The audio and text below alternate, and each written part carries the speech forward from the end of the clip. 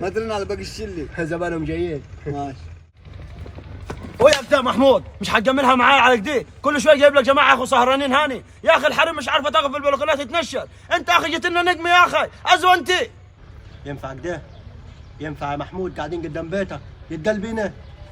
اخرس انت، كلامي مش معاك، وانت القعده دي تفاض وما تولفش عليها كل يوم، احنا تعبنا من كتر الشكاوى، والله العظيم حتفتح على نفسك طاقة جهنم، لا انت ولا اخواتك كدي عن كلمه لغايه دلوقتي بالاحترام. انا قاعد قدام بيتي ونجيب اللي نجيبه وانت ما يخصك شيء. وكمان عتزق وعجبكش الكلام. اهدي، ايه في صوتكم جايب اخر الدنيا؟ سيبني يا عم محمد، ما عرفتش اللي حصل انت. ايه اللي حصل يعني؟ نزل عصايه داي. اللي حصل يا عم محمد انه محمود كل يوم جايب اصحابه ويقعد الوحده واثنين بالليل يا عم محمد، وحتى الناس في البيت مش عارفه تاخذ حريتي، والجيران اتاذت منيني، يا راجل 30 مره نقول يا محمود بلاش من كدي، في دوار عندنا ياخذ اصحابه يروحوا يقعدوا هناك، الناس الغريبه نجيبها تحت بيوتنا يا عم محمد،